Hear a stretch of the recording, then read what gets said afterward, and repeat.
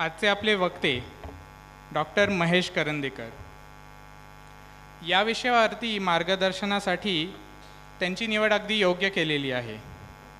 ते एक प्रख्यात न्यूरोसर्जन म्हणून मी त्यांना लहानपणापासून ओळखतोच, पण न्यूरोलॉजी याच्या अभ्यासातून प्राचीन भारतीय संस्कृती याचं कोरिलेशन कसं केलं जातं हे ऐकण्यासाठी मी अगदी आतुर आहे. आज ते श्रीकृष्ण आजच्या युगाचा दीपस्तंभ म्हणजेच आधुनिक काळातील श्रीकृष्णाची प्रासंगिकता या विषयावरती बोलणार आहेत.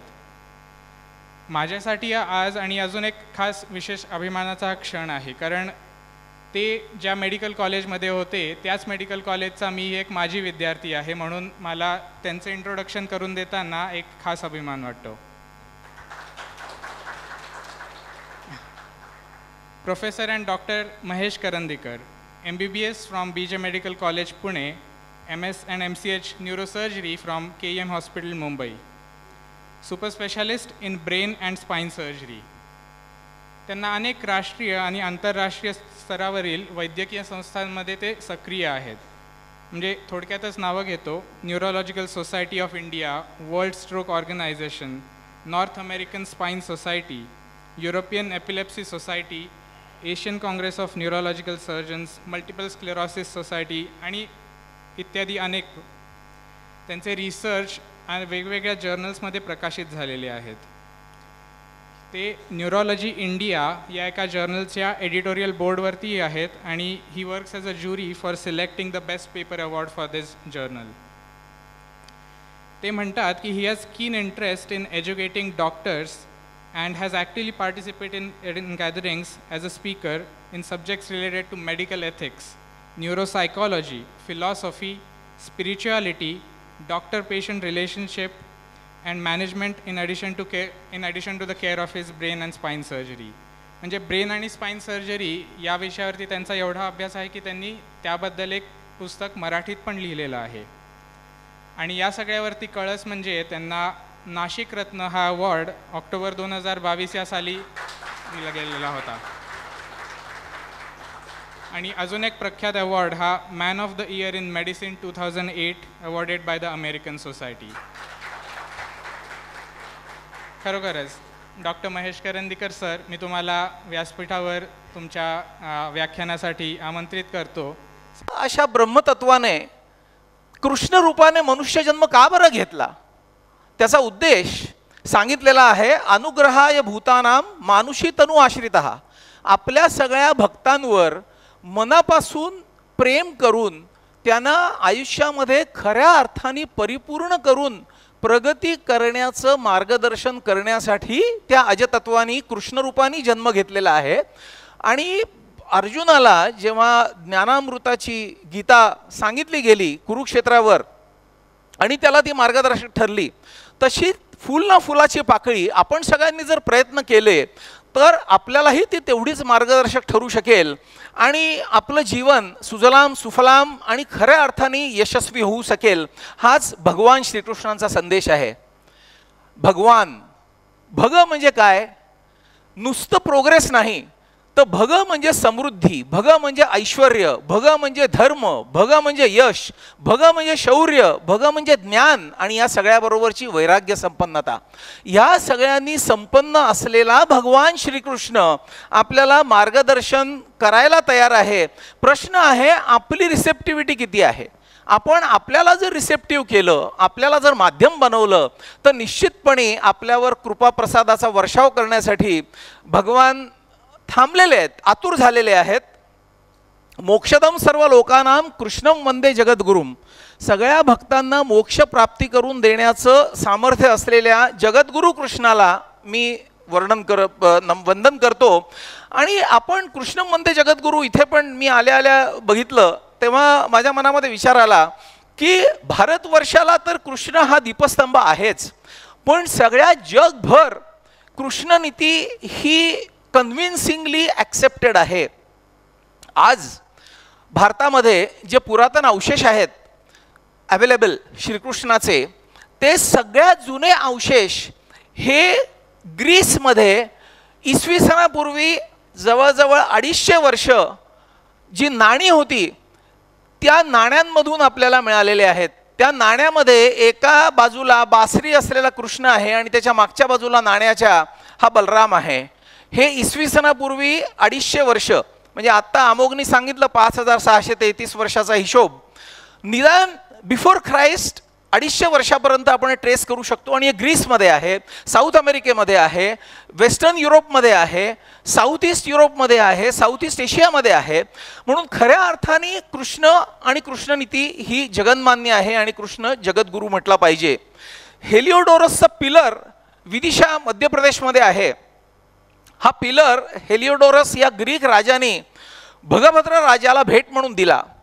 तो खांब अजूनही तिथे आहे. त्या खांबावर ब्राह्मी लिपीमध्ये सगळं कोरलेलं आहे, ग्रीक आणि ब्राह्मी भाषेमध्ये, की या पृथ्वी तलावरून स्वर्गाकडे जाण्याचा मार्ग दाखवणारं कृष्णाचं चरित्र आणि कृष्णाची शिकवण आहे असं त्याच्यावर इन्स्क्रिप्ट केलेलं आहे. आपल्या सगळ्यांना बाळकृष्णाच्या लीला माहिती आहेत. त्याच्या पुढचं रूप गोपाळकृष्णाचं आहे, त्याच्या पुढचं रूप राधाकृष्णाचं आहे. या प्रत्येक टप्प्यावर खूप काही बोलता येईल, पण आपण आता 1 तासाच्या कालावधीमध्ये कृष्णाची जी खरी मेमोरेबल आणि फॉलोएबल कॉन्ट्रीब्युशन आहे ती द्रौपदी स्वयंवरापासून त्यांनी जो मुत्सद्दीपणा दाखवला तिथपासून मला असं वाटतं आपण त्याचं कॉग्निझन्स घ्यायला पाहिजे की ब्राह्मण वेशामध्ये अर्जुन आणि पांडव आलेले असताना त्यांनी जो मुत्सद्दीपणा करून विवाह होऊ शकला तिथून खरे कृष्णनीतीची सुरुवात झालेली आहे.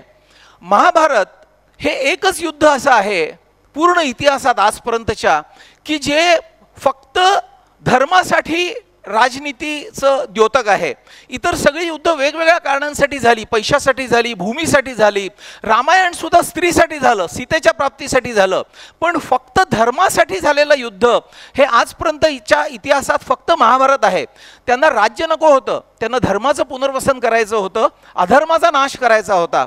आणि आपल्याला गीतोपदेश आपण जर फॉलो केला तर दैनंदिन जीवनामध्ये प्रत्येक माणसाला आयुष्यातल्या प्रत्येक टप्प्यावर मार्ग दाखवून पुरुषोत्तम करणाऱ्या या पुरुषोत्तम श्रीकृष्णाची ही जयंती आपण साजरी करतो.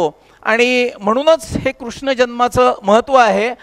अजन्म अशा कृष्ण जन्माची साजरी करण्यामागे जे फिलॉसॉफी आहे ती आपण आता बघितली. डे टू डे लाईफमध्ये किती आवश्यक आहेत ही प्रिन्सिपल्स हे आपण बघूया.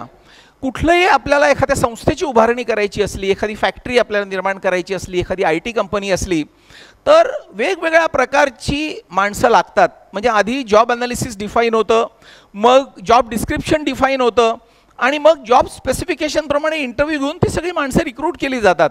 असं म्हणतात, माझे काका नेहमी म्हणतात की प्रत्येक ऑर्गनायझेशन बिल्डअप व्हायला सस्टेनेबिलिटी ठेवण्यासाठी 4 कच्ची लोकं लागतात, 4 पक्की लागतात, 4 सच्ची लागतात आणि 4 लुच्ची लागतात.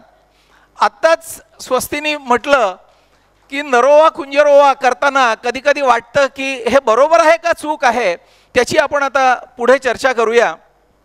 जर एखाद्या ऑर्गनायझेशनच्या एस्टॅब्लिशमेंटसाठी इतकं प्लॅनिंग लागतं तर मग या विश्वाच्या निर्मितीसाठी काय काय लागत असावं, त्याचं प्लॅनिंग कोणी केलं असेल, त्याचं मायक्रो प्लॅनिंग कोणी केलं असेल, ह्या सगळ्याचं उत्तर भगवान स्वतः गीतेमध्ये देतात. 4थ्या अध्यायामधला 13वा श्लोक आहे, चातुर्वर्ण्यम मया सृष्टम गुणकर्म विभागशः.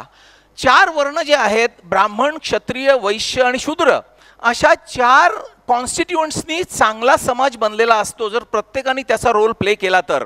आणि हा रोल हा नुसते जन्माने ठरत नाही, तुम्ही काय करता ह्याच्यावर रोल डिफाईन केलेला असतो. जसं एखादा CEO आहे, एखादा फायनान्स मॅनेजर आहे, तो कुठल्याही जाती धर्माचा असला तरी the type of role which he is playing and the degree of efficiency with which he is playing the role decide the fate of the organisation. तसं ब्राह्मण्य म्हणजे काय, क्रिएटिव्हिटी, नवीन काहीतरी तयार करणं, रिसर्च अँड डेव्हलपमेंट जो विंग असतो ते ब्राह्मण्य आहे. क्षत्रियत्व म्हणजे प्रोटेक्शन आहे. क्षत्रियाचे नॅचरल गुण काय आहेत, शौर्य आहे. शौर्याबरोबरच धैर्य आहे. म्हणजे बाजीप्रभू देशपांडेंचं खूप चांगलं उदाहरण आहे की नुसतं शौर्य असून उपयोग नाही, त्यांनी धैर्याने तिथे खिंड अडवून ठेवली. आणि बाजीप्रभूंचं तर अफाट धैर्य आहे, म्हणजे अफाट धैर्याला धृती म्हणतात. तर शौर्य, धैर्य आणि धृती हे क्षत्रियत्व बनवतं. त्याच्यानंतर वैश्य, व्यापार, बिझनेस ॲक्युमेन आणि सस्टेनेबिलिटी, बिझनेस ग्रोथ डेव्हलपमेंट याच्यासाठी वैश्यत्व लागतं. आणि रिपिटेटिव्ह बिहेवियर, आपण त्याच गोष्टी पुन्हा पुन्हा करणं, जे रिपिटेटिव्ह ॲक्ट असतात ते म्हणजे शूद्रांचा रोल आहे. असं ब्राह्मण, क्षत्रिय, वैश्य, शूद्र हे जे 4 ग्रुप्स आहेत, या 4ही ग्रुप्सवर आपण आपल्या आयुष्यात जर मास्टरी मिळवू शकलो तर आपलं आयुष्य खऱ्या अर्थाने यशस्वी होईल. आणि हे मास्टरी कशी मिळवायची, हे कोणाकडून शिकायचं, तर भगवान श्रीकृष्णांपेक्षा आपल्याला हे शिकवणारं कोण आहे? भगवान श्रीकृष्ण जेव्हा गीता सांगतात तेव्हा ब्राह्मण्याचा तो पीक असतो. भगवान श्रीकृष्ण जेव्हा जरासंधाचा वध करतात आणि शाल्वाशी लढतात तेव्हा त्यांचं ते क्षत्रियत्व असतं. भगवान श्रीकृष्ण जेव्हा गोकुळामध्ये दुधाचा व्यापार करतात तेव्हा त्यांचं ते वैश्यत्व असतं. आणि भगवान श्रीकृष्ण इतके थोर असून जेव्हा कृष्णाचं सारथ्य करतात, घोड्याचा खरारा करतात, तेव्हा त्यांचं ते शूद्रत्व असतं. तर ब्राह्मण, क्षत्रिय, वैश्य, शूद्र या सगळ्याचा ब्लेंड भगवान श्रीकृष्णांच्या चरित्रातून आपल्याला शिकायला मिळतो. आणि मला असं वाटतं की भगवान श्रीकृष्णांचं चरित्र अभ्यासणं हे तर खूप मोठं शिवधनुष्य पेलण्यासारखं आहे. आपल्याला जितकं जमेल तितकं आपल्या क्षमतेप्रमाणे प्रत्येकाने करावं. पण त्यांचं जे सगळ्यात मोठं कॉन्ट्रीब्युशन आहे भगवद्गीता, त्या भगवद्गीतेचा तर आपल्या सगळ्यांनी अभ्यास करणं हे मनुष्य जन्माला आल्याचं सार्थक त्याच्याशिवाय होऊच शकणार नाही, गीतेचा अभ्यास केल्याशिवाय. मी गेल्या वर्षी इटलीला गेलो होतो. साऊथ युरोपियन कॉन्फरन्समध्ये माझं टॉक होतं. तिकडच्या मेयरनी आम्हाला घरी जेवायला बोलवलं होतं. तेव्हा काय आता भेट द्यायची अशा ठिकाणी, म्हणून मी छोटीशी इंग्लिशमधली भगवद्गीता त्यांना भेट दिली. त्यांना खूप आवडली. त्यांनी मला मिठी मारली आणि त्यांनी मला सांगितलं की yes, I know Bhagavad Gita, it's a story of war between Kaurava and Pandava. पण त्यांना हे माहिती नव्हतं की कौरव आणि पांडव हे आपल्या मनातच आहेत. आणि भगवद्गीते ही मानसिक बैठक आपली तयार करण्याचं खूप मोठं शास्त्र आहे. ते नुसतं कौरव पांडवांचं युद्ध नाही आहे. देव आणि असुर यांची जी युद्धाची वर्णनं आहेत ती सगळी युद्ध ही आपल्या मनामध्ये सुरू असतात. आणि आपण आत्ताच जे झालं ऑपरेशन सिंदूर तेव्हा बघितलं की कुठलंही युद्ध म्हटलं, कुठलेही बॉम्ब म्हटले, कुठलेही क्षेपणास्त्र म्हटली की त्याचे भरपूर इफेक्ट्स होतात आजूबाजूला. तसं या युद्धाचे परिणाम आपल्या मनामध्ये, देव आणि असुरांचं जे युद्ध आहे त्याचे परिणाम म्हणजे वेगवेगळ्या विकृती आहेत. वेगवेगळ्या विकृती, शारीरिक, मानसिक, बौद्धिक, वेगवेगळ्या स्तरावरच्या विकृती आहेत. आणि ह्या जर टाळायच्या असल्या तर आतल्या देवांनी आतल्या असुरांवर विजय मिळवायलाच हवा. आणि तो जर आपण मिळवू शकलो तर तो कसा मिळवायचा हे आपल्याला भगवद्गीतेमध्ये इलस्ट्रेट करून सांगितलेलं आहे. आपला मेंदू हा आपलं शरीर सगळं गव्हर्न करतो हे आपल्या सगळ्यांना माहितीच आहे. काय बरं वैशिष्ट्य आहे मेंदूचं? आपल्या शरीरातल्या सगळ्या अवयवांची रचना अगदी सारखी आहे. सगळ्यांच्या अवयवांची रचना सारखी असल्यामुळे त्याची कार्य पण सारखी आहेत. सगळ्यांच्या डोळ्याची रचना सारखी आहे, त्याच्यामुळे आपल्याला एखादं चित्र तसंच दिसतं. सगळ्यांच्या कानाची रचना सारखी आहे, त्याच्यामुळे आपल्याला ठराविक ॲम्प्लिट्यूड, ठराविक लहान मोठा आवाज, आत्ता ऐकलेली सुंदर बासरी ही सगळ्यांना तशीच ऐकू आली. पण मेंदूची मात्र सगळ्यांची रचना सारखी असून सुद्धा प्रत्येकाचा मेंदू वेगळा वेगळा काम करतो. म्हणूनच व्यक्ती तितक्या प्रकृती आपण म्हणतो.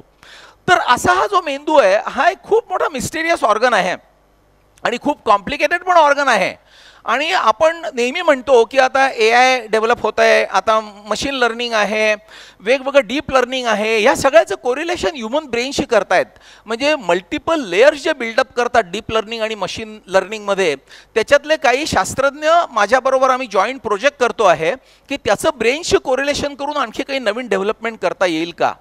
तर ह्या सगळ्या मुळाशी जाताना एक मनामध्ये विचार येतो की आपण एखादं छोटंसं मशीन आणलं, अगदी वॉशिंग मशीन आणलं, TV आणला, तरी त्याच्याबरोबर एक युजर मॅन्युअल असतं कसं वापरायचं. इतका कॉम्प्लेक्स आपला जो ब्रेन आहे, आपलं जे मन आहे, कधी कुठली क्रिया कशी करायची त्याचं युजर मॅन्युअल आपल्याला माहिती आहे का? आणि युजर मॅन्युअलच नसलं तर आपण कुठलीही बटणं वेड्यासारखी दाबली तर काय होईल? प्रत्येक गोष्ट ही युजर मॅन्युअल शिवाय कधीच येत नाही. आपल्याला आपल्या संस्कृतीने हजारो वर्षापासून युजर मॅन्युअल दिलेलं आहे आणि हे माझ्या मते हे युजर मॅन्युअल भगवान श्रीकृष्णांची भगवद्गीता आहे. कधी कुठली गोष्ट केव्हा कशी करायची, काय करावं आणि काय करू नाही, याच्यामध्ये जेव्हा माणसाचा गोंधळ होतो तेव्हा जर निर्णय चुकला तर पुढची सगळी दिशा चुकते. अर्जुनाची अवस्था भगवद्गीतेच्या पहिल्याच अध्यायामधल्या 29व्या श्लोकामध्ये जी वर्णन केली आहे, गांडीव धनुष्य हातातनं गळून पडलं, माझे अवयव शिथिल होत आहेत, तोंड कोरडं पडतंय. पुढच्या श्लोकात म्हटलंय नच शक्नोम वस्था तू भ्रमतीव च न मे मनाहा, माझ्या मनावर तो कंट्रोल माझा पूर्ण गेलेला आहे, त्याच्यामुळे माझं मन कन्फ्युज्ड आहे, मला कळत नाही मी आता काय करावं आणि काय नाही करू. अशी अवस्था आपली होते का? घरी होते, समाजामध्ये होते, आपल्या ऑर्गनायझेशन्समध्ये होते, बऱ्याच डॉक्टर्सची ऑपरेशन थिएटरमध्ये सुद्धा होते. अशा वेळी आपण नेमकं काय केलं पाहिजे आणि ते करताना कुठल्या गोष्टींचं मनामध्ये अधिष्ठान पाहिजे हे सगळं आपल्याला महाभारतामधून शिकायला मिळतं. महाभारतामध्ये पांडव गीतेमध्ये एक श्लोक आहे, दुर्योधन म्हणतो जानामि धर्मम नचमे प्रवृत्ती, मला धर्म काय ते माहिती आहे पण तसं वागायला माझी प्रवृत्तीच होत नाही हो. आणि जानामि पापम नचमे निवृत्ती, मला पाप काय हे पण माहिती आहे पण त्याच्यापासून मी विड्रॉच होऊ शकत नाही, मी निवृत्तच होऊ शकत नाही. केनपि देवेन हृदयस्थितेन, माझ्या आत कुठला असा देव आहे की यथा नियुक्तोस्मी तथा करोमी, असा त्याला प्रश्न पडलेला आहे दुर्योधनाला. तो म्हणतो मलाही अर्जुनासारखं व्हायचंय पण हे आज जे कोणीतरी माझ्या बसलेलं आहे ते मला होऊ देत नाहीये. तेव्हा प्रपन्न गीतेमध्ये उत्तर त्याचं सांगितलेलं आहे की तुमच्या आतमध्ये देव आणि असुरांची जी लढाई आहे तिथे देव फक्त जिंकतील हे बघा. कृष्ण म्हणतो मी प्रत्येकाच्या हृदयामध्ये आहेच, तुम्ही त्याला कनेक्ट व्हा आणि तो काय सांगतोय ते ऐका. तुम्ही जर रिसेप्टिव्ह मोडमध्ये असाल तर खरं चांगलं काय हे तुम्हाला कळेल आणि मग सोल्युशन त्याला असं आहे की त्वया ऋषिकेशा हृदयस्थितेनं, हे ऋषिकेशा, हे गुडाकेशा, तू आज जो बसलेला आहेस तू जसं नियुक्त करशील तसंच मी जर फॉलो केलं तर मी निश्चितपणे यशस्वी होईन. महाभारताच्या नंतर, युद्धानंतर शांती पर्वामध्ये कुंती आणि कृष्णाचा खूप सखोल संवाद आहे. तो पण एक खूप वेगळा विषय आहे, तो मी आता त्याच्या खोलामध्ये जात नाही. पण त्याचं तात्पर्य मला असं सगळ्यांना सांगावं असं वाटतं की ह्या सगळ्या गोष्टी करायला आपण फार उशीर करायला नको. खूप वेळा यंगर जनरेशन्सना किंवा मिड एजमधल्या माणसांना असं वाटतं की आता मी रिटायरमेंट माझं जवळ आहे, रिटायर्ड झाल्यानंतर मी हे गीता वगैरे सगळं वाचीन. तर तसं नाही आहे. आपण पूर्वी गुरुकुलाच्या वेळी जसं 12 वर्ष मुलांना गुरुगृही पाठवायचे आणि तेव्हाच त्यांना ह्या सगळ्याचं शिक्षण मिळायचं आणि बेस्ड ऑन दॅट ते त्यांचं आयुष्य अतिशय चांगल्या पद्धतीने जगू शकायचे, त्याची आजच्या समाजामध्ये खूप गरज आहे. आणि तसं जर आपण करू शकलो तर मला असं वाटतं सो कॉल्ड मॉडर्न एजमध्ये आपल्याला यशस्वी होण्याची गुरुकिल्ली तीच आहे. कारण आपण आता कॉम्प्युटरच्या जगात आहोत, रोबोटिक्समध्ये आहोत. मग हे सगळं आपले वेद उपनिषद आणि जुनी शास्त्र ऑब्सोल्यूट झाली का? नाही झाली. तर वेस्टर्न वर्ल्ड सुद्धा आता अमोघने सांगितलं तसं they are realising the importance की हाऊ स्ट्रॉंग इंडियन्स वेअर आणि ते आता आपलं फॉलो करतायत.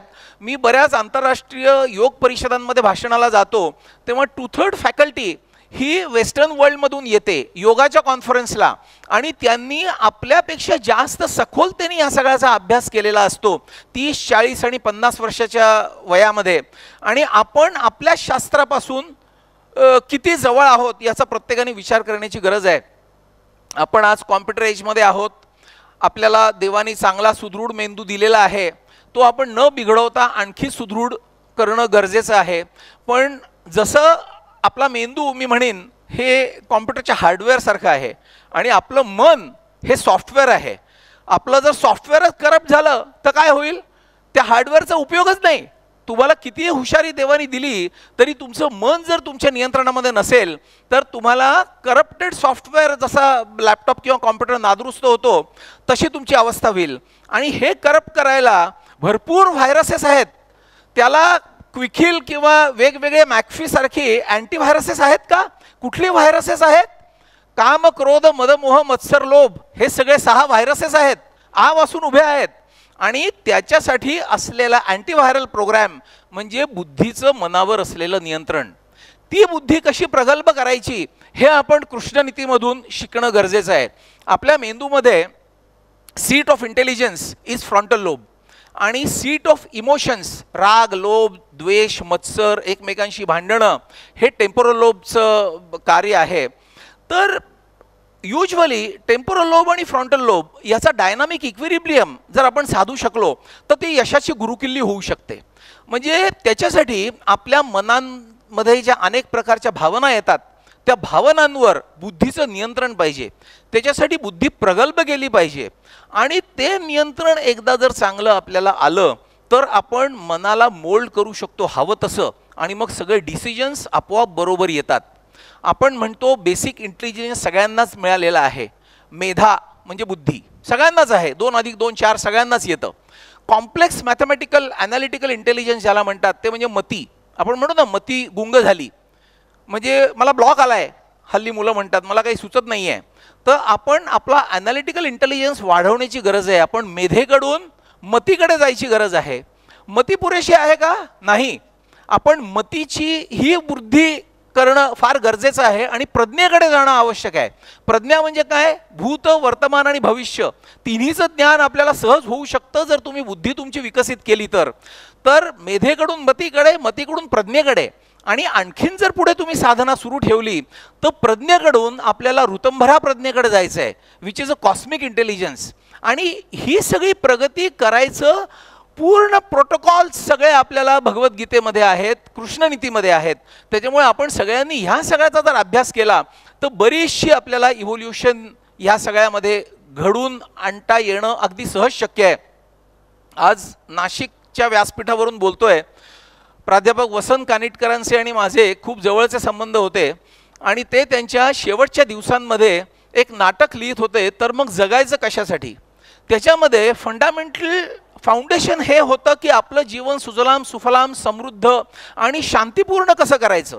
आज जे सगळीकडे कॉन्फ्लिक्ट्स चालू आहेत, घराघरामध्ये कॉन्फ्लिक्ट्स आहेत, समाजामध्ये कॉन्फ्लिक्ट्स आहेत, राज्यामध्ये सीमा प्रश्न आहेत, देशादेशांमध्ये युद्ध होत आहेत, हे सगळं बदलायचं कसं? तर ह्याच्यासाठी जेव्हा कानिटकर सरांसारखा एक थोर व्यक्ती नाटक लिहितो किती सखोल अभ्यास ते करायचे. त्यांनी ॲनाटॉमी फिजिओलॉजीची ब्रेनची खूप पुस्तकं वाचून नंतर ते माझ्याशी चर्चा करायचे. त्याचं सार तुम्हाला सांगतो. ह्युमन ब्रेनमध्ये 2 भाग आहेत, एक उजवा आणि डावा. उजवा भाग हा भावनांशी निगडीत आहे, डावा भाग हा बौद्धिक गोष्टींशी डॉमिनंट हेमिस्फिअर आपण ज्याला म्हणतो लेफ्ट हेमिस्फिअर त्याच्याशी निगडीत आहे. या दोन्हीमध्ये समन्वय साधण्यासाठी कॉर्पस कॅलोझम म्हणून एक स्ट्रक्चर असतं जे दोन्हीला जोडलेलं असतं, दोन्हीमध्ये बॅलन्स असतो. पण दुर्दैवाने आपला फ्रंटल लोब जो बुद्धीचं केंद्र आहे आणि टेम्पोरल लोब जे मनाचं केंद्र आहे त्या दोन्हीला जोडणारी अशी व्हर्टिकल कॉर्पस कॅलोझम नाहीच आहे. हॉरिझॉन्टल कॉर्पस कॅलोझम आहे, व्हर्टिकल कॅलोझम नाही आहे. तर कानिटकरांच्या नाटकामध्ये विषय असा होता की त्यांनी असं लिहिलं होतं की पृथ्वीवर जसे राग, लोभ, द्वेष, भांडण, तंटे, झगडे आहेत तसे एका परग्रहावर अगदी रामराज्य आहे. तिथे सगळे प्रेमाने गुण्यागोविंदांनी राहत आहेत आणि तिथला अतिप्रगत माणूस पृथ्वीवरच्या माणसांचं संशोधन करतोय. आधी तो संशोधन करतो की दुसरीकडे कुठे मानववस्ती आहे का.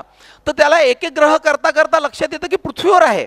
पण त्याला असं वाटतं की पृथ्वीवरच्या माणसात काहीतरी फॉल्ट आहे, कारण इथे आपापसात भांडतात, अगदी घराघरांमध्ये एकमेकांशी लढतात गुण्यागोविंदांनी राहण्यापेक्षा. तर ह्याच्यात काय ब्रेनमध्ये यांच्या फॉल्ट आहे, का चुकीचं वागतात? तर त्याच्यामध्ये त्यांनी अशी कन्सेप्ट मांडली होती की human brain is an incompletely evolved brain. म्हणजे इव्होल्युशनचा एक अपूर्ण टप्पा आहे आणि प्रगत टप्पा असा असेल की जिथे व्हर्टिकल कॅलोझम असेल आणि बुद्धीचं मनावर पूर्ण नियंत्रण असेल. आणि त्या टप्प्याला जेव्हा माणूस पोहोचेल तेव्हा समाज हा रामराज्यासारख्या गुण्यागोविंदांनी सुखासमाधानाने राहील. आज वेगवेगळ्या ठिकाणी कॉन्फ्लिक्ट रेझोल्युशनवर सेमिनार्स, लेक्चर्स, कोर्सेस आयोजित केले जात आहेत. नॅशनल लॉ युनिव्हर्सिटी ऑफ इंडियाला मी व्हिजिटिंग प्रोफेसर आहे आणि आम्ही पहिला executive course on conflict resolution judiciary आणि ॲडव्होकेटसाठी इंडियातल्या तयार केला. इंडियातल्या म्हणण्यापेक्षा एशियामधला तो पहिला कोर्स आहे. या सगळ्याचं मूळ हेच आहे की अल्टरनेट डिस्प्यूट रेझोल्युशन जर आपण वाढवलं तर कोर्टातल्या केसेस कमी होतील आणि 25-25 वर्ष कोर्टात केसेस लढण्यापेक्षा एकमेकांना जर प्रेमाने मिठी मारली तर आयुष्य किती सोपं होईल. आणि इथे फाउंडेशन हे कृष्णनीतीचं आणि भगवद्गीतेने आपल्याला जो उपदेश केलेला आहे त्याचं आहे. त्याच्यामुळे आपण जर हे कनेक्ट करू शकलो आणि सगळं रेडीमेड आहे, म्हणजे आपण फक्त कनेक्ट व्हायची गरज आहे पण आपण कनेक्टच होत नाही आहे.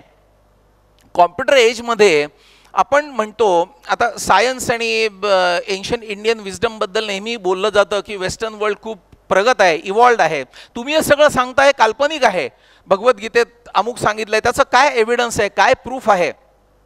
पण प्रत्येक गोष्टीला आपण जर खोलात गेलो मागे तर आपल्या असं लक्षात येतं की आम्ही आता ब्रेनचे ऑपरेशन्स करतो, न्यूरोसायकोलॉजीमध्ये न्यूरोसायंटिफिक सबस्ट्रेट सगळ्याचं डिफाईन करतो. ते काय करतो की आपल्या मनामध्ये एखादी थॉट येते, म्हणजे नेमकं काय होतं, एक ठराविक प्रकारचं न्यूरोनल लूप ॲक्टिवेट होतो. आपल्या ब्रेनमध्ये अनेक नर्व सेल्स असतात, एकमेकांना जोडलेले असतात, त्या जंक्शनला सिनॅप्स म्हणतात. एक फायर झाली की त्यातला इलेक्ट्रिक डिस्चार्ज त्या जंक्शनमधून सिनॅप्समधून दुसरीला फायर करतो, तिसरीला फायर करतो आणि सर्किट पूर्ण झालं की that corresponds to a thought.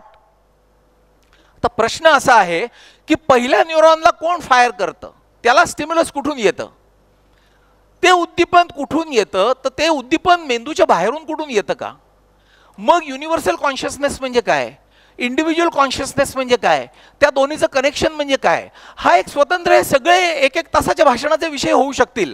पण मला असं वाटतं मी जेवढ्या विषयांना टच करता येईल तेवढं आज टच करतो आणि आपण थोडा वेळ प्रश्नोत्तरांसाठी ठेवलेलाच आहे. आपण बोलत होतो कनेक्ट होण्याबद्दल. Universal consciousness is an ocean which is waiting for you to get connected. आपण एखाद्या ठिकाणी आज मोबाईल आणि लॅपटॉपच्या जगात गेलो, आपण जाऊन बसल्या बसल्या पहिले काय म्हणतो की वायफाय आहे का, आपल्याला नेटशी कनेक्ट झालं की मग सगळं गुगल, चॅट जीपीटी, AI मग सगळं अवेलेबल आहे आणि ते कनेक्टच नसू तर शून्य आहे. आपल्याला कनेक्ट व्हायचं आहे आणि आपल्याला या छोट्या मोठ्या गुगल आणि खूप लिमिटेड प्लॅटफॉर्मपेक्षा सुद्धा कॉस्मिक कनेक्टची आवश्यकता आहे. आणि ते कॉस्मिक कनेक्ट कसं करायचं, हे कॉस्मिक कनेक्ट आपल्याला करण्याचा प्रोटोकॉल आपल्याला कृष्णनीती आणि भगवद्गीता देते. आणि तोच नसल्यामुळे just because of lack of this approach and attitude to life आज आपली जी परिस्थिती आहे ती आहे. आज ट्रिमेंडस टेक्नॉलॉजिकल ॲडव्हान्समेंट झाली आहेत मेडिकल फील्डमध्ये, इंडस्ट्रीमध्ये. वेगवेगळे रोबोटिक्स येतं आहे. माणूस चंद्रावरच नाही तर मंगळावर पोचलाय. पण अनेक ग्रहांना गवसणी घालणाऱ्या आणि आपण ब्रह्मांडामध्ये स्पेस स्टेशन्स आज उभी करतो आहोत, अशा प्रकारच्या माणसाला सुख, समाधान, शांती खरंच आहे का? खरंच हा शब्द महत्त्वाचा आहे. प्रोजेक्शन काही असो, बाहेर दाखवायला मी खूप सुखी समाधानी आहे असं सगळेजण सांगतात. पण युनायटेड नेशननी वर्ल्ड हॅपीनेस इंडेक्स दरवर्षी प्रकाशित केली जाते. तर यंदाची 2025ची जी वर्ल्ड हॅपीनेस इंडेक्स आहे त्याच्यामध्ये भारताचा नंबर हा 118वा आहे जगातल्या 195 देशांपैकी. आणि भारताचा नंबर, जो सगळ्या जगाला संदेश द्यायचा, सर्वे भवन्तु सुखिनः सर्वे सन्तु निरामयाः, त्या भारतावर आज ही वेळ का बरं आली हॅपीनेस इंडेक्समध्ये खाली राहायची? दरवर्षी 20 मार्च हा दिवस इंटरनॅशनल डे ऑफ हॅपीनेस म्हणून साजरा केला जातो. हॅपीनेसचं महत्त्व सगळ्यांना कळावं म्हणून. पण एक दिवस हॅपीनेस डे म्हणून खुश राहून चालेल? एक दिवस मातृदिन, पितृदिन, फादर्स डे, मदर्स डे, पुष्पगुच्छ द्यायचे, ह्या सगळ्यांनी खरं सुख, समाधान, शांती मिळेल? मग western approach versus Indian approach याच्यामध्ये काय बरं फरक राहिला? आज जगामध्ये लोकांना महत्त्व कळलंय की आज GDP ज्याला म्हणतात, gross domestic product, is not at all an indicator of progress. आज GNH म्हणजे gross national happiness is the true indicator of progress. आणि ह्याच्यासाठी आपल्याला आपल्या संस्कृतीचा अभिमान पाहिजे आणि ती संस्कृती आपण पुढे कशी नेऊ याची तळमळ मनामध्ये पाहिजे. मी मागच्या वर्षी कोरियामध्ये वर्ल्ड स्ट्रोक कॉन्फरन्समध्ये माझं प्रेझेंटेशन होतं, त्याला गेलो होतो. इंशिओन एअरपोर्टवर, जगातलं ते बेस्ट एअरपोर्ट आहे, कॉन्झिक्युटिव्हली 3ऱ्या वर्षी त्याला बेस्ट एअरपोर्ट म्हणून अवॉर्ड मिळाला आहे. तिथे कोरियन कल्चरल हेरिटेजचं 7,500 स्क्वेअर फुटाचं त्यांनी एक छोटंसं म्युझियम एअरपोर्टवर बनवलं आहे. तर माझ्या सगळ्या फॉर्मॅलिटीज पूर्ण झाल्यावर मी गेट शोधत होतो, तेव्हा मला एका कोरियन बाईने येऊन सांगितलं की आमचं इथे कल्चरल म्युझियम आहे, तुम्ही परत कधी येणार? तर आत्ता थोडा वेळ आहे तर बघा. आग्रहाने सांगितलं. माझ्या पटकन मनात आलं, आपल्या एअरपोर्ट्सवर कोणी सांगतील का असं? आणि आपण कल्चरला एवढं महत्त्व देतोय का? आपलं कल्चर रिचेस्ट कल्चर आहे जगामध्ये, पण आपल्याला आपल्याकडे काय आहे याचीच मनामध्ये पुरेशी जाणीव नाही आहे. आणि ती जाणीव आपण जोपासल्याशिवाय आपली खरी प्रगती होणार नाही. आज परिस्थिती अशी आहे, मी मगाशी म्हटलं तसं, खरंच सुखी समाधानी आहोत का? आपण प्रोजेक्ट करतोय, खूप सुबत्ता आली, बंगला आली, कार आला, खूप पैसे आले, सेव्हिंग आलं, पण हे आपल्याला सुख, समाधान, शांती देत नाही. खऱ्या अर्थाने जर विचार केला तर एक 4 ओळी मी वाचून दाखवतो. सध्याची परिस्थिती काय आहे त्याचं वर्णन करणारं. 12 माणसांचं कुटुंब आता 2 माणसांवर आलं, पण मानव म्हणतो मला वेळच नाही. 4-8 दिवसांनी मिळणारा निरोप, पूर्वी जो पत्र पाठवायचो ना आपण, पत्र पोहोचायला 4 दिवस लागायचे, आता 4 सेकंदात मिळतोय व्हॉट्सॲपवर, तरी आपण म्हणतो मला वेळ नाही प्रेमाने एकमेकांशी बोलायला. वर्ष लागायचं दूरच्या माणसाचा चेहरा बघायला, तो आता सेकंदात दिसतो. व्हिडिओ कॉल लावला की लगेच इंग्लंड अमेरिकेतला माणूस आपल्या डोळ्यापुढे, तरी मानव म्हणतो मला वेळ नाही. घराचे मजले वरखाली करण्यासाठी लागणारी शक्ती आणि वेळ लिफ्टमुळे आता सेकंदांवर आलाय, तरी मानव म्हणतो मला वेळ नाही. तासनतास बँकेच्या काउंटरवर वेळ घालवणारा माणूस आता काही सेकंदात ऑनलाईन व्यवहार करतोय, पण तरी मानव म्हणतो मला वेळ नाही. रस्त्यावर ट्रॅफिक जाम झाला तर 2 लेन्सना ओव्हरटेक करून 3ऱ्या लेननी तो पुढे जायचा प्रयत्न करतो, कारण त्याला वेळ नसतो. पण व्हेइकल चालवताना सिग्नलला थांबलेला माणूस पटकन मोबाईल काढतो आणि मेसेजेस बघायला लागतो. मग वेळ खरा कशासाठी आहे आणि तो आपण कुठे वापरतो?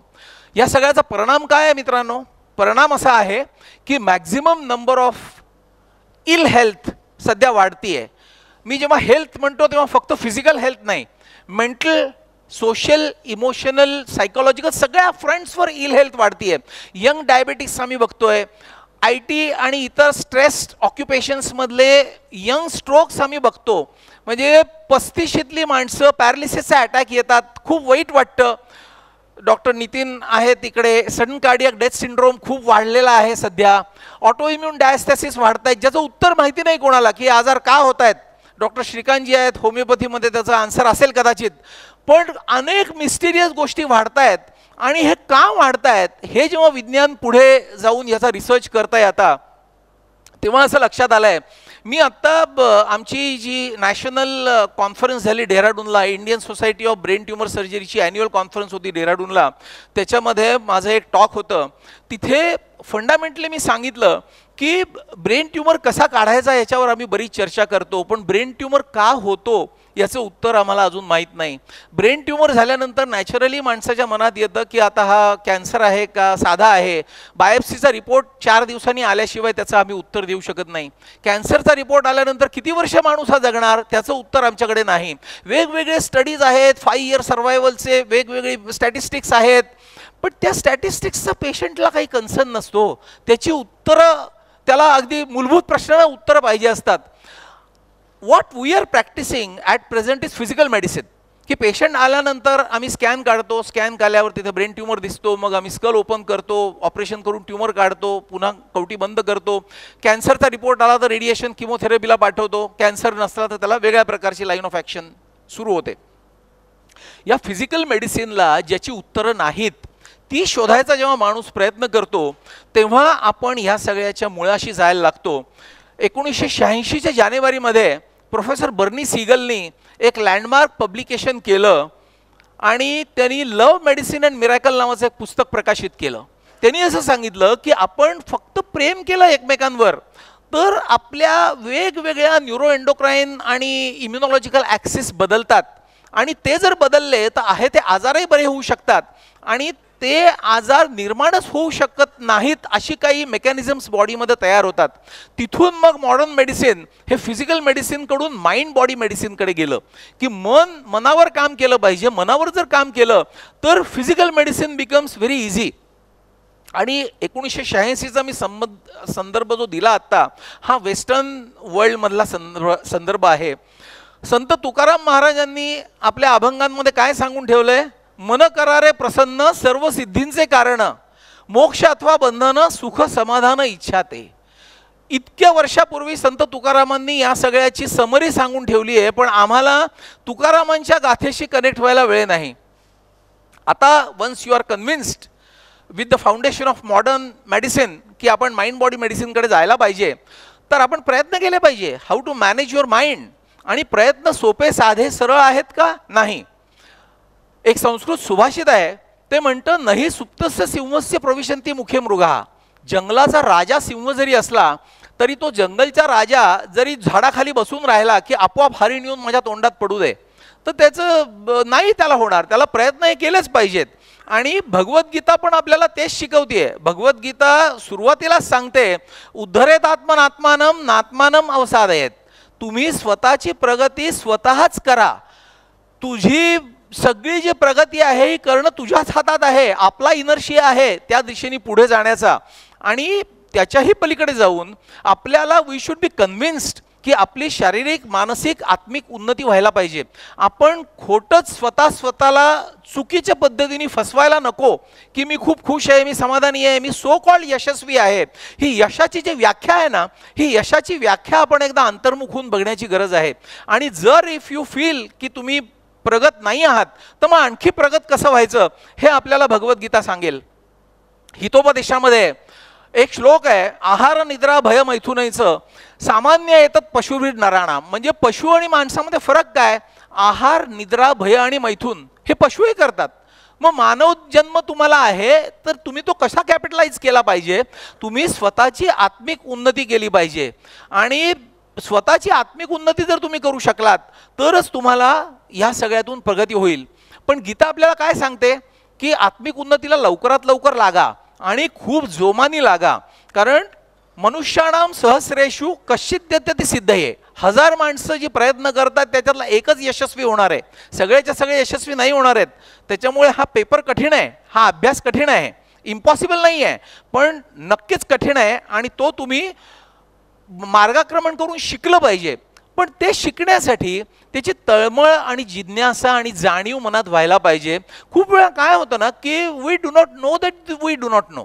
हेच अज्ञान आहे की मला सगळं माहिती आहे, माझ्याकडे सगळी समृद्धी आहे, मी खूप हुशार आहे, मी खूप पॉप्युलर आहे. ह्याच आपण खोट्या घमेंडीमध्ये फिरत असतो.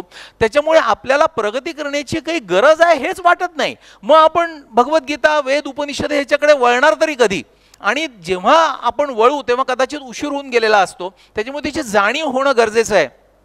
एक गोष्ट खूप पूर्वीपासून सांगितली जाते की एक मानस सरोवरावर राहणारा राजहंस एकदा उडत उडत इकडच्या देशातल्या भागात आला. एक छान सरोवर होतं, तिथे काही बगळे होते, काही बदकं होती, ती पोहत होती. तो त्यांच्यात पोहायला लागला. त्यांना असं वाटलं की अरे हा तर काहीतरी वेगळाच दिसतोय. त्यांनी त्याला विचारलं, तू कोण आहेस? तो म्हणलं, मी राजहंस आहे. कुठून आलास? मानस सरोवरातून. त्यांनी म्हटलं, हो का? नवीन ठिकाणून एखादा माणूस आला की आपण त्याला विचारतो तिकडे कसं असतं, काय असतं. तसं ते विचारायला लागले की मानस सरोवरामध्ये काय आहे. त्यांनी सांगितलंय, स्वच्छ, सुंदर, नितळ असं पाणी आहे, जवळच कैलास पर्वत आहे आणि खूप तिकडचं सुंदर वर्णन सांगितलं. तेव्हा ते बगळे म्हणले की हे तर सगळं ठीक आहे, पण अरे असा चिखल आणि चिखलातले किडे आहेत का, आळ्या आहेत का खायला? आणि तो नाही म्हणला तर त्यांना हसू आलं की ते फिदी हसायला लागले की अरे ते नाही, मग त्याच्यात सुख समाधान काय आहे? हा उगाच राहतोय तिकडे कैलास पर्वत आणि मानस सरोवरामध्ये. Outlook, perspective, the way you look at the world. तुम्हाला काय हवंय? म्हणजे तुम्हाला चिखलातलेच जर किडे हवे असतील तर तुम्ही त्याच चिखलामध्ये गोल गोल गोल गोल फिरत राहणार. तुम्हाला त्याच्या बाहेर जाण्याची वृत्तीच निर्माण होणार नाही. म्हणजे कूपमंडूक आपण म्हणतो ना, एका विहिरीमध्ये काही बेडकं आहेत, त्या बेडकांना असं वाटतं की विहीर हे जग आहे आणि त्याच्यात आपण खूप सुखात आहोत. तर त्या विहिरीच्या बाहेर पडायची त्यांना गरजच कधी वाटत नाही. ही गरज एकदा वाटायला लागली आपल्याला आणि आपण गीतेकडे वळलो की मग काय काय करायचंय हे आपल्याला गीता सांगते. चतुर्विधा भजन्ते मा. 4 प्रकार मला फॉलो करणारे भक्तचे प्रकार सांगितलेत भगवद्गीतेमध्ये. आर्तो जिज्ञासु अर्थार्थी ज्ञानीचे भरतवर्षभ. सुरुवातीला त्यांनी सांगितलंय की आर्त भक्त असतो, म्हणजे लहान मूल असतं, परीक्षेत नापास झाला की कृष्णाकडे जातो आणि त्याला लाच द्यायचा प्रयत्न करतो की पुढच्या वेळी तुला 5 किलो पेढे देईन, माझ्यावर कृपा कर. ही आर्तता. किंवा एखाद्याच्या घरी कोणाचा मृत्यू झाला की मग देव आठवणं. तिथून पुढे जिज्ञासू भक्त आहे की हे काय सगळं शास्त्र आहे ह्याची जिज्ञासा मनामध्ये निर्माण झाली की मग माणूस अभ्यास करायला लागतो, त्या गोष्टी आचरणात आणायचा प्रयत्न करायला लागतो आणि तिथून पुढे हळूहळू त्याला ज्ञान मिळायला लागतं. पण एकदा ज्ञान मिळालं की त्या ज्ञान मिळाल्यानंतर तो जो ज्ञानी भक्त असतो तो खरी स्वतःची आंतरिक प्रगती ही खूप उच्च पातळीवरची करून घेऊ शकतो. आणि हे करण्यासाठी गीतेमध्ये वेगवेगळे जे मार्ग सांगितले त्याच्यामध्ये फंडामेंटल मार्ग सांगितला आहे श्रद्धावान लभते ज्ञानम, म्हणजे श्रद्धा पाहिजे आपल्याला. मुळातच जर मनात असं वाटलं की मी आता खूप मोठा इंजिनियर आहे, डॉक्टर आहे, वकील आहे, तर मला हे भगवद्गीता वगैरे जुन्या गोष्टींची काय गरज आहे, तर श्रद्धाच नाही तर तिथे ज्ञान मिळणार नाही, श्रद्धे वाचून ज्ञान नाही. आणि जर श्रद्धा असेल तर श्रद्धेने पत्र पुष्प फल तोयम योमे भक्त्या प्रयच्छती, मला एक फळ फूल एक पान जरी मनापासून श्रद्धेने मला अर्पण केलं, 5 मिनिटं देवापुढे सकाळी बसलो दिवस सुरू करायच्या आधी, तरी मी कृपादृष्टीने दिवसभर तुझी सगळी काळजी घेईन, गॅरंटी दिली आहे. सक्सेसचं ॲश्युरन्स देव आपल्याला देतोय. सर्व धर्मान परित्यज्य मामेक शरणम व्रज, मला जर तू शरण आलास तर मी सगळ्या संकटांमधून तुझं नक्की रक्षण करीन, फक्त माझ्यावर भक्ती ठेव. मॉडर्न सायन्स सुद्धा आता तेच सिद्ध करायचा प्रयत्न करत आहे. वेगवेगळ्या पूजा अर्चा मंत्र हे सगळे सुरू असताना ब्रेनच्या वेव्सचं मॅपिंग केलं जातं. Alpha beta theta lambda delta अशा वेगवेगळ्या वेव्ज असतात. अल्फा वेव्ज ह्या मेंदूच्या आरोग्यकारी वेव्ज धरल्या जातात. आणि आपण जेव्हा भक्तिपूर्ण पद्धतीने देवापुढे उभे असतो तेव्हा आपला ब्रेन हा अल्फा वेव्समध्ये असतो. हाही एक खूप मोठा विषय आहे, मंत्रशास्त्र आणि न्यूरोसायन्सेस, त्याच्यावरही खूप काही बोलता येईल. पण तात्पर्य या सगळ्याचं नवविधा भक्तीमध्ये आहे.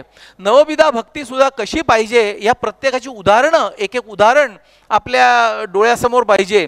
श्रवण भक्ती कोणासारखी हवी? परीक्षितासारखी हवी. कीर्तन भक्ती कोणासारखी हवी? महामुनी शुकांसारखी हवी, शुकाचार्यांसारखी हवी. नामस्मरण भक्ती कोणासारखी हवी? प्रल्हाद, आपल्याला माहिती आहे हिरण्यकश्यपूच्या गोष्टीमध्ये.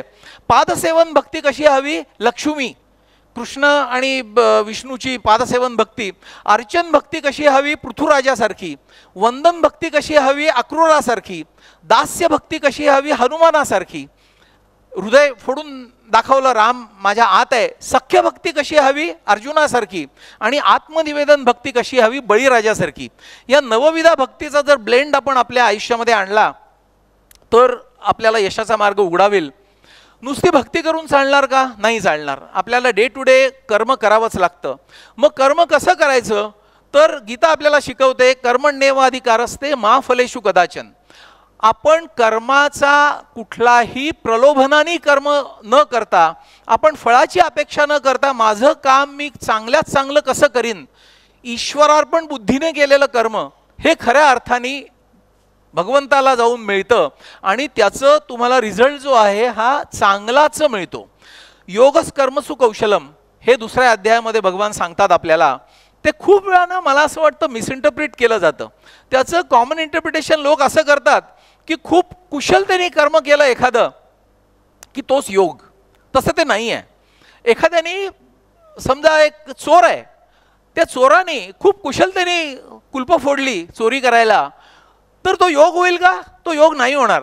तुमचं कौशल्य तुम्ही कशासाठी वापरताय आणि कुठल्या अधिष्ठानाने वापरताय ह्याच्यावर तुमचा योग अवलंबून आहे. म्हणजे योगस कर्मसु कौशलम म्हणजे नुसतं कुशलतेनं नाही तर चित्तवृत्तींचा निरोध, स्वार्थ बुद्धीचा त्याग आणि ईश्वरार्पण बुद्धीने केलेलं कर्म हे आपोआपच कुशल होईल. हा मला असं वाटतं योगस कर्मसु कौशलाचा खरा अर्थ आहे. म्हणजे निष्काम कर्मयोग हाच खरा योग आहे.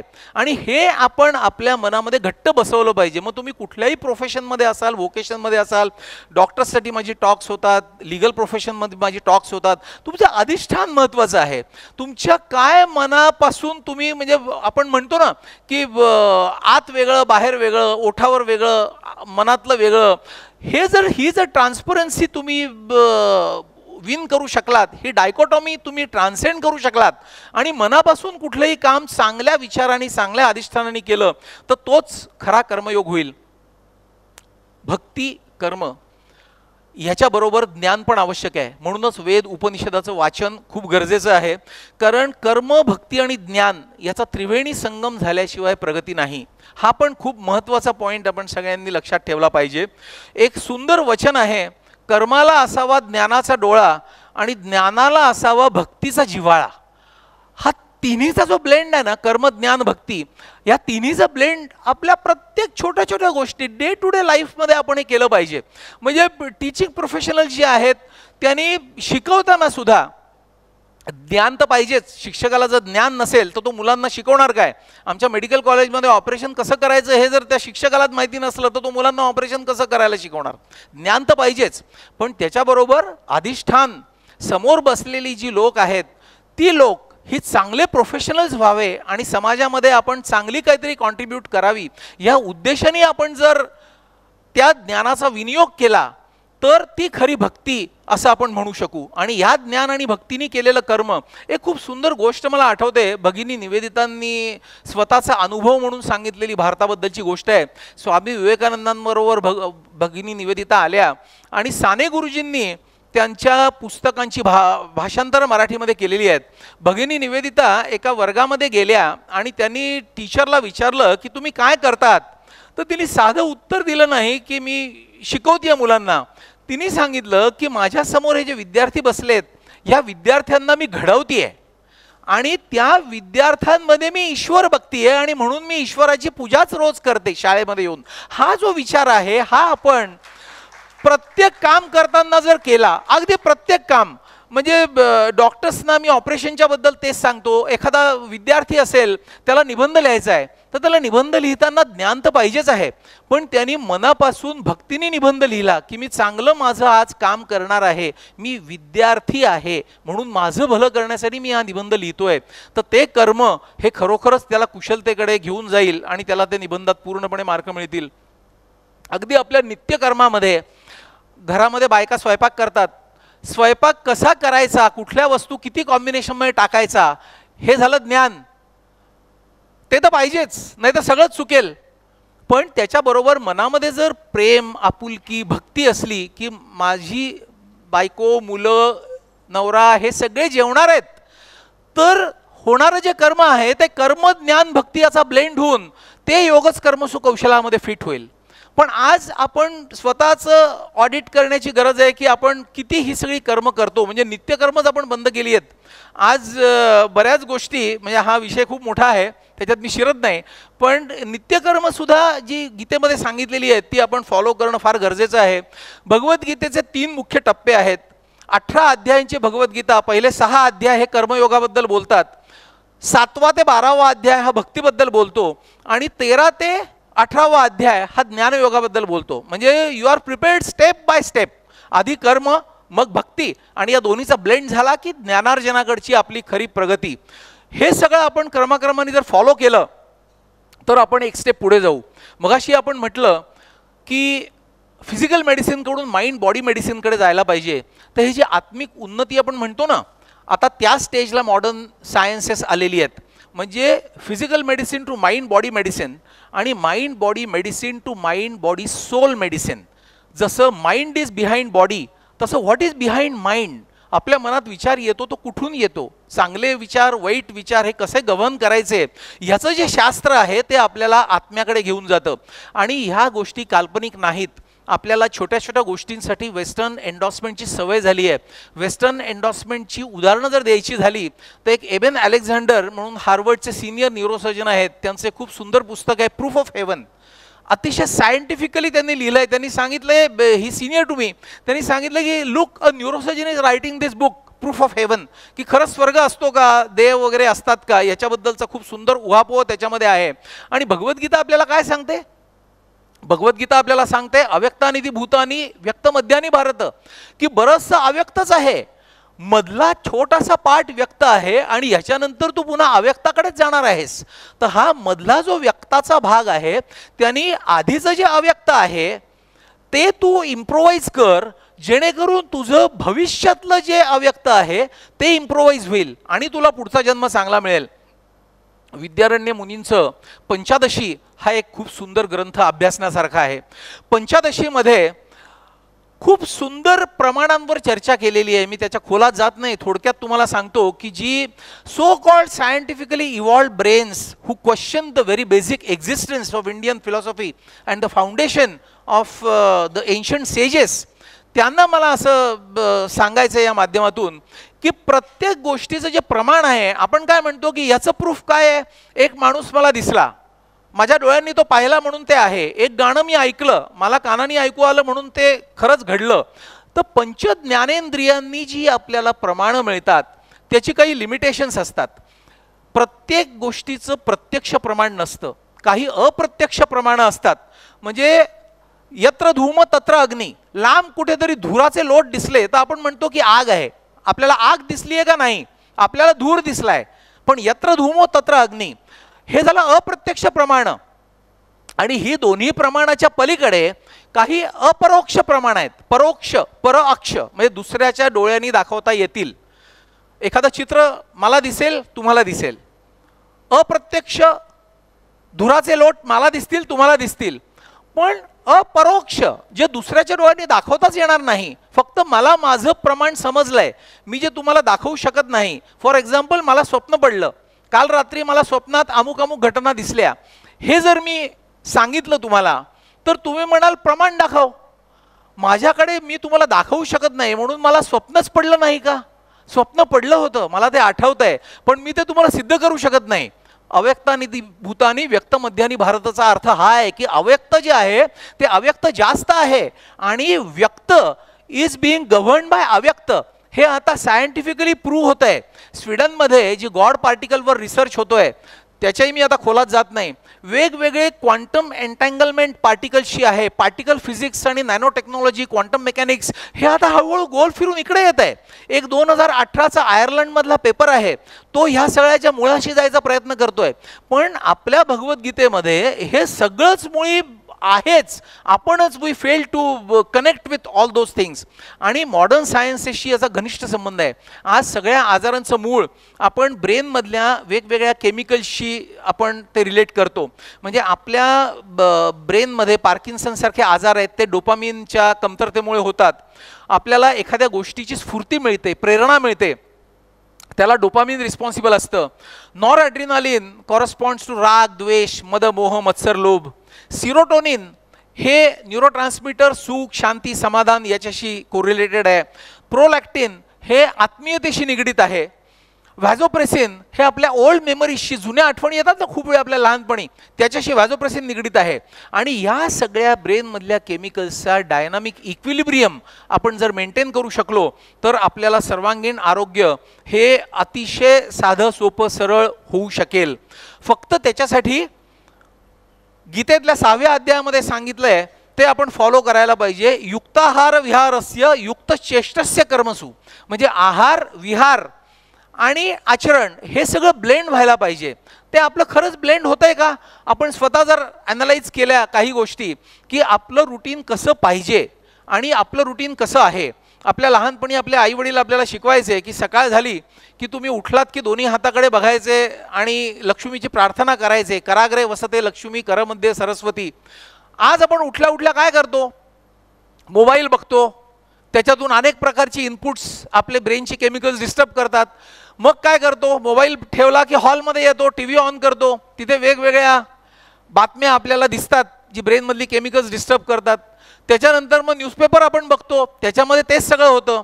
आणि या सगळ्याशी आपला कनेक्टच नाही आहे, फिजिकल कनेक्टच नाही आहे. म्हणजे फिजिकल एक्सरसाइज, सकाळी फिरायला जाणं, पवित्र वातावरणाशी कनेक्ट होणं, पक्ष्यांची गाणी, ग्रीनरी असते आजूबाजूला सगळ्या ठिकाणी, हा जो कनेक्ट आहे नेचरशी, पंचमहाभूतांशी कनेक्ट आहे. आपल्या शरीरातले अनेक आजार हे पंचमहाभूतांतल्या दोषांमुळे होतात. आणि या पंचमहाभूतांशी आपण जर नॅचरल पद्धतीने कनेक्ट होणं सोडलं तर आपली प्रगती कशी होईल? साधा उगवणारा सूर्य बघितला तरी आपल्याला ते तेज, नुसतं व्हिटॅमिन डीच नाही आहे. श्वासोश्वास आपण मन लावून श्वासावर लक्ष ठेवून, खूप वेळा सकाळी मॉर्निंग वॉकला जाणारी लोकंसुद्धा आपण बघितली, त्यांचं ना श्वासावर लक्ष आहे ना हातापायांवर लक्ष आहे. कानाला मोबाईल लावतात, कपाळाला आठ्या आहेत, कोणावर तरी चिडून चिडून कमी जास्त वेगाने चालतात. अशा प्रकारच्या व्यायामाचा तुम्हाला कितपत फायदा होईल हा एक मोठा प्रश्नच आहे. भावनिक आरोग्यासाठी मोकळेपणी मैत्री ठेवणं आणि आपल्या भावना कुठल्याही अपेक्षा न ठेवता कोणाशी तरी व्यक्त करणं ही खूप नॅचरल गोष्ट नाही का? खूप नॅचरल गोष्ट नव्हती का? आज तीच दुर्मिळ झाली आहे. आणि emotional constipation is a known entity. भावना आतल्या आतच, कोणाला सांगतच नाही. कोणाशी बोलायला गेला की काय बोलू काय नको बोलू, हे सगळे त्याला आम्ही न्यूरोसायन्सेसमध्ये फ्रंटल ब्रेक्स म्हणतो, की तुमच्या टेम्पोरल लोबमधल्या ज्या भावना आहेत त्या अशा छान उचंबळून होतात. 10 भावना जर वर आल्या तर फ्रंटल लोब 8ला ब्रेक लावतो, की अरे हे सांगू नको बरं का, हे याच्याशी बोलला तर तुझं नुकसान होईल फायदा होईल. म्हणजे 10च्या 10 मोकळेपणी, अगदी भाऊ बहीण बायको मुलं ह्यांच्याशी सुद्धा जर तुम्हाला फ्रंटल ब्रेक्स लावावे लागत असतील तर तुमचं मानसिक आरोग्य कितपत मोकळेपणी आहे. छंद आपण कितपत जोपासतो, आपल्याला छंद तरी आहेत का, ते जोपासायची गरज आपल्याला वाटते का, पुरेशी आपण झोप घेतो का, योग निद्रा न्यास सत्संगाचं महत्त्व आपल्याला आपलं शास्त्र शिकवतं.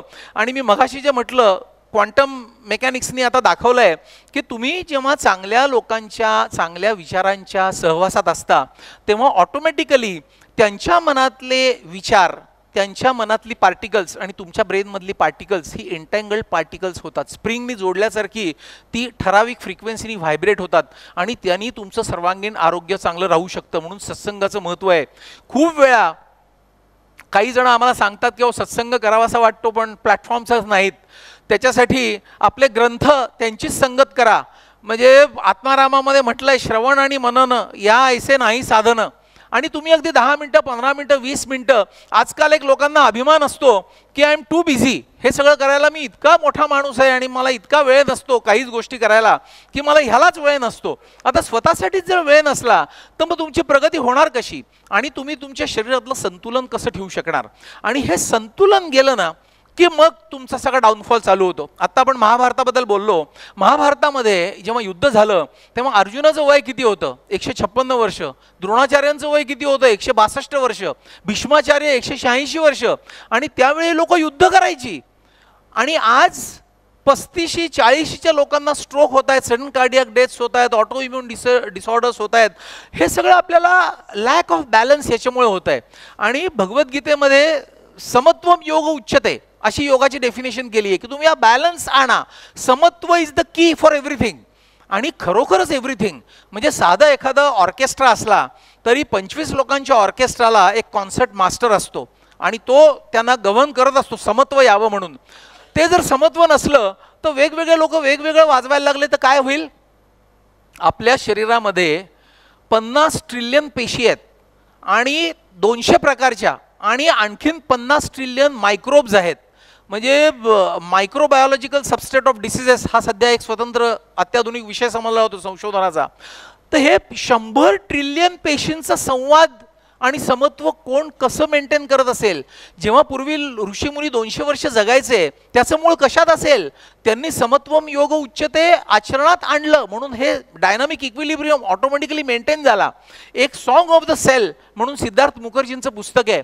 हे कॅन्सर तज्ज्ञ आहेत आणि त्यांनी सांगितलंय की कॅन्सरचं कारण माहिती नाही पण कॅन्सरच्या मुळाशी सुद्धा समत्व नसणं हेच आहे. ज्याची ज्याची कारणं आपल्याला माहीत नसतात ना त्याला आपल्याला सोल्युशन शोधायला योगाशिवाय दुसरा पर्याय नाही. योग हा स्ट्रीमलाईन करतो सगळ्या ॲक्टिव्हिटी, आपल्या शरीरातल्या ॲक्टिव्हिटी, आपल्या अवयवांमधली सुसूत्रता, आपल्या अवयवांमध्ये ज्या अनेक टिश्यूज असतात त्या टिश्यूंमधली सुसूत्रता, प्रत्येक टिश्यूमध्ये असंख्य पेशी आहेत त्या पेशींमधली सुसूत्रता आणि पेशींच्या आत सुद्धा वेगवेगळी गोष्टी आहेत. रायबोसोम्स आहेत, रेटिक्युलर ॲक्टिव्हेटिंग सिस्टीम्स आहेत, मायटोकॉन्ड्रिया फिरत असतात इकडून तिकडून. त्याला रेग्युलेट कोण करतं, त्याच्यातला समन्वय कोण साधतं. जर न्यूक्लियस साधत असेल त्याच्यात क्रोमॅटिन असतं. खूप मोठा विषय आहे. एक सुंदर पुस्तक आहे योगा ऑफ द सेल्स म्हणून की पेशींचा योग, 1000 पानाचं पुस्तक आहे. पॉंडेचेरीच्या अरविंद फाउंडेशनचं पब्लिकेशन आहे. ज्यांना इंटरेस्ट असेल त्यांनी वाचा. फार वेळ त्याच्यामध्ये मी आता खर्च करत नाही पण मला असं वाटतं की समत्व हे खूप आवश्यक आहे या सगळ्यामध्ये. एक 10 मिनिटांनी आपण आता प्रश्नोत्तराला हे करू. मी काही मुद्दे टच करतो आणि थांबवतो. आपला आहार सुद्धा फार महत्त्वाचा आहे सगळ्या गोष्टींमध्ये. म्हणजे आपण म्हणतो यथो अन्नम तथा मनाहा, जसं आपण खाऊ तसं मन बनतं आणि जसं मन तसं शरीर बनतं. तर आता या अन्नासाठी काय काय खावं काय नाही खाऊ, मेंदूसाठी काय काय आवश्यक आहे, दूध दही भाज्या फळं ही खावं हे तर सगळंच आपल्याला माहिती आहे. पण त्या आहारामध्ये गीतेचा आपल्या 4थ्या अध्यायामध्ये जो श्लोक आहे जो आपण जेवायला बसल्यावर अन्न ग्रहण करायच्या आधी म्हणतो, ब्रह्मार्पणम ब्रह्म हे सगळं आपण जे म्हणतो त्याचा अर्थ काय आहे की मी आहुती दिल्यासारखा प्रत्येक घास खाणार आहे. त्याच्या मागची भावना खूप महत्त्वाची आहे. अन्न म्हणजे नुसते अन्नाचे कंटेंट नाही, आपण किती खातो, काय खातो, ते ताजं आहे का. ऑर्गॅनिक फार्मिंग हा एक स्वतंत्र विषय आहे. जिथे अन्न बनवलं जातं तिथली व्हायब्रेशन्स कशी आहेत, त्याच्या मागच्या भावना कशा आहेत. पूर्वीची कुटुंब व्यवस्था होती की कोणी अन्न बनवायचं, कोणी शिजवायचं, या सगळ्या ज्या गोष्टी स्ट्रीमलाईन केल्या होत्या ना, त्याला खूप मोठा अर्थ आहे. एक द सेकंड ब्रेन म्हणून पुस्तक आहे. त्याच्यामध्ये असं म्हणतात की आपली गट आहे, ती गट हा सेकंड ब्रेन आहे. तो तुमच्या ब्रेनला, मनाला गव्हर्न करतो. तोही खूप मोठा विषय आहे, त्याच्या खोलात जायला आपल्याला वेळ नाही. पण मला असं वाटतं की भगवद्गीता आपला 17व्या अध्यायात सांगते की सात्विक अन्न खावं आणि तामस अन्नाचा त्याग करावा. तर हे आपण खूप सखोल मनामध्ये या गोष्टींवर विचार करायला पाहिजे.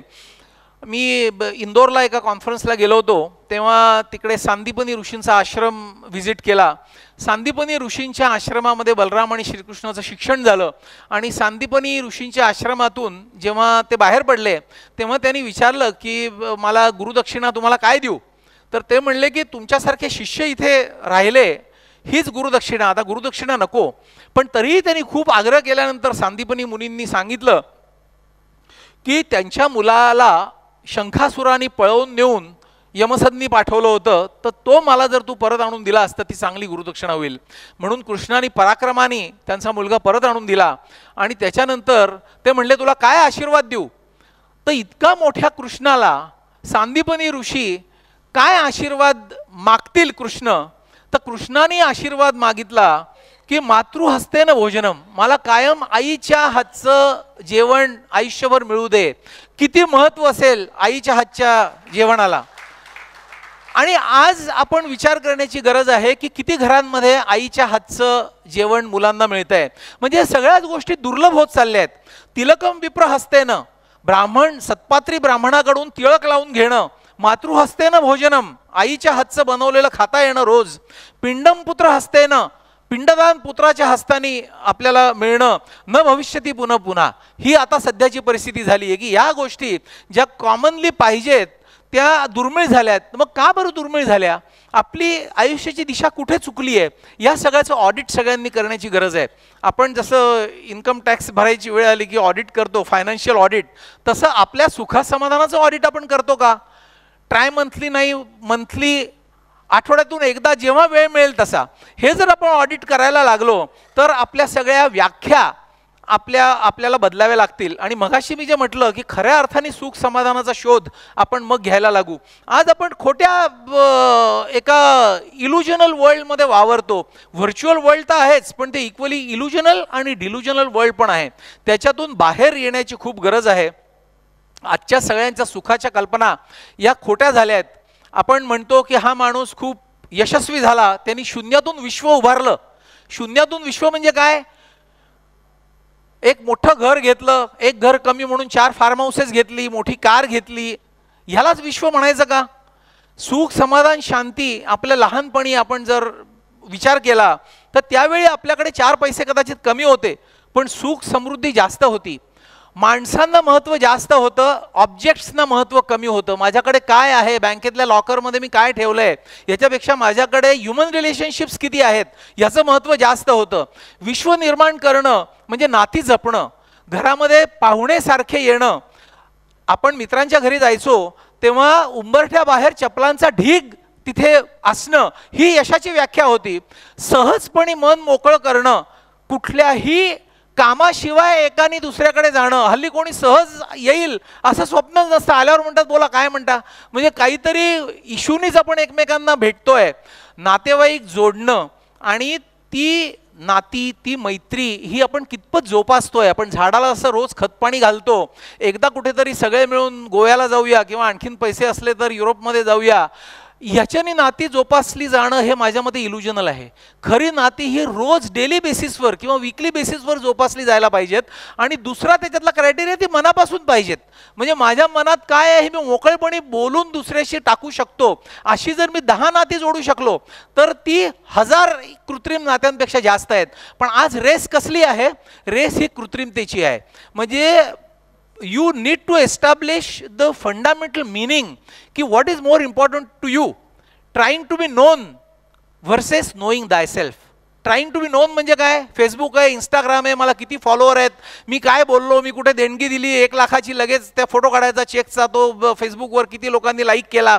आजकाल खोटे लाईक मिळवायला पण इमेज कन्सल्टंट्स आहेत. ह्याचा उपयोग खरा सुख समाधान शांतीसाठी नाही आहे. Try to know thyself. मी आत्ता युरोपमध्ये होतो तेव्हा अल्बर्ट आईन्स्टाईनचं घर आम्ही व्हिजिट केलं. अल्बर्ट आईन्स्टाईनची जी स्टडी रूम जिथे त्यांनी बसून अनेक शोध लावले, तिथे एक खिडकी आहे आणि त्या खिडकीच्या बाहेर तो तासनतास बघत बसायचा, निसर्ग बघत बसायचा. ह्याच्यामध्ये जे सुख समाधान शांती आहे ना, establish a dialogue with your own self. Shrikrishna तुमच्या आत बसलेला आहे, तुम्ही त्याच्याशी कनेक्ट व्हायची गरज आहे. तुम्ही हजारो खोट्या लोकांशी कनेक्ट करून फेसबुक आणि इंस्टाग्रामवर लाईक मिळवून काही उपयोग नाही आहे. आज दुर्दैवाने आपल्याला कुटुंब दिवस साजरा करावा लागतोय, कारण कुटुंबच राहिली नाही आहेत. कुटुंबातली नाती हे या सगळ्याचं मूळ आहे, तेच आता जात चाललंय. म्हणून 15 मे हा युनायटेड नेशननी आता कुटुंब दिवस म्हणून साजरा केला आहे की सगळ्यांनी एकी आणि हे बाळगा. आता कुटुंबाची सुरुवात कुठून होते? कुटुंब बनतं कुठून? लग्नापासून. नवरा बायकोची लग्न होतात, तिथून कुटुंब बनतं. आपल्या 16 संस्कारामध्ये लग्न हा एक खूप महत्त्वाचा संस्कार सांगितला आहे. आज लग्न हा संस्कार राहिला आहे का तो इव्हेंट झाला आहे.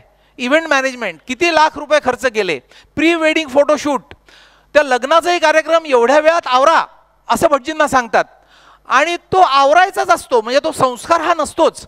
मग ते सुसंस्कारित कसे होतील? खऱ्या अर्थाने आपण जर बघितलं तर हा इतका पॉवरफुल संस्कार आहे की कन्यादान, कन्येचं दान, ते ॲक्सेप्ट करणं, पाणी ग्रहण, ते ॲक्सेप्ट होत आहे दान, मुलीचे हात स्वीकारलेत.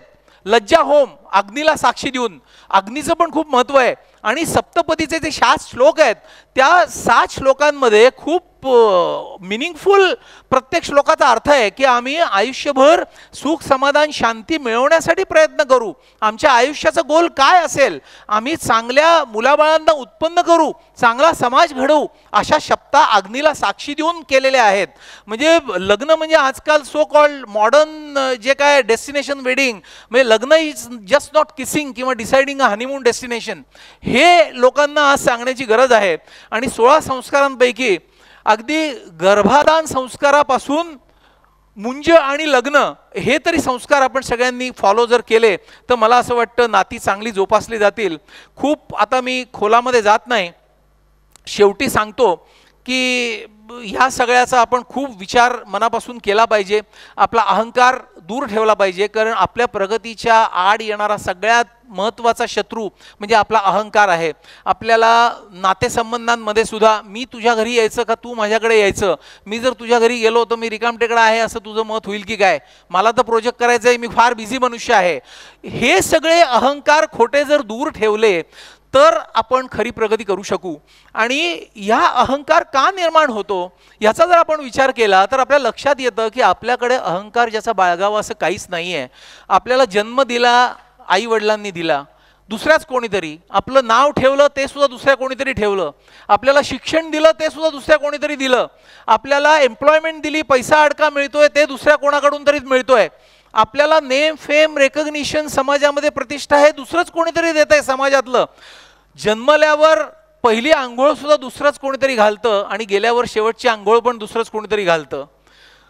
स्मशानभूमीत सुद्धा दुसरेच कोणीतरी घेऊन जातात. मग आपल्या हातात काय आहे तर आपल्या हातामध्ये हे मधला जो जीवनाचा भाग आहे तो आहे. आणि तो आपण गीतेच्या शिकवणीप्रमाणे जर चांगलं आपण जीवन जगलो तर आपण खऱ्या अर्थाने यशस्वी होऊ. जसं आपण एखादी कार घेतली, घर घेतली की त्याचं ऋण हे फेडावं लागतं, नाही फेडलं तर काय होईल, बँकेचे लोक येतील वसूल करायला. तसं लहानपणापासून आपण आईवडिलांनी मोठं केलं तर मातृपितृ ऋण आपण फेडलं पाहिजे. त्यांना काही आपल्या अपेक्षा आपल्याकडून नसतात, त्यांना फक्त सुख समाधान आणि शांती देणं एवढंच आपल्याकडून अपेक्षित आहे त्या ऋणाची परतफेड करण्यासाठी. ऋषी ऋण, ज्यांनी आपल्याला विद्या दिली, आपणही कोणाला तरी आपल्याला जे येत आहे ते शिकवावं म्हणजे आपण ऋषी ऋणातून मुक्त होऊ.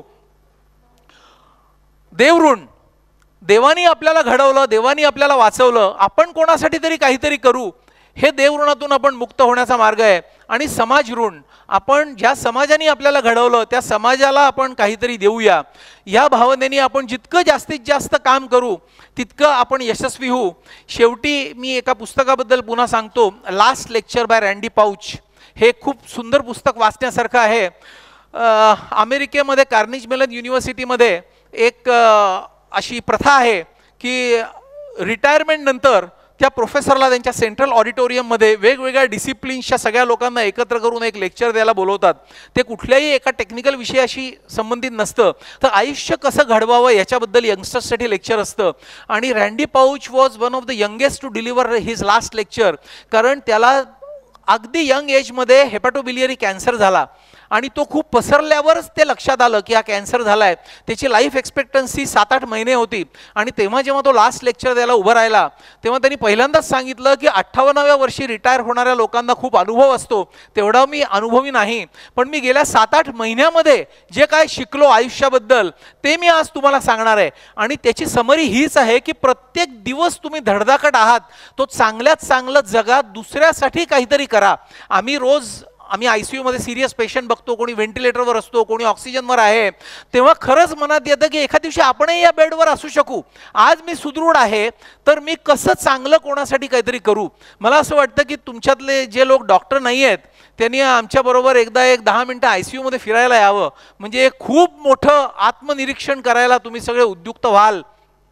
भगवद्गीतेमध्ये जे 18 अध्याय आणि 700 श्लोक आहेत ते आपल्याला वेगवेगळ्या परिस्थितीमध्ये, म्हणजे भगवद्गीतेची जी वेगवेगळी निरूपणं आहेत त्या वेगवेगळ्या निरूपणांमध्ये त्या त्या काळामध्ये जे इलस्ट्रेशन्स आहेत, अगदी मध्वाचार्यांपासून जी वर्णनं आहेत ते अगदी अलीकडे विनोबांची गीताई किंवा लेटेस्ट म्हणजे गीता रहस्य जे मंडालेमध्ये लिहिलं, कर्माचं महत्त्व सांगितलं, ते सगळं खरोखरच आपल्याला आचरणात आणण्यासारखं आहे.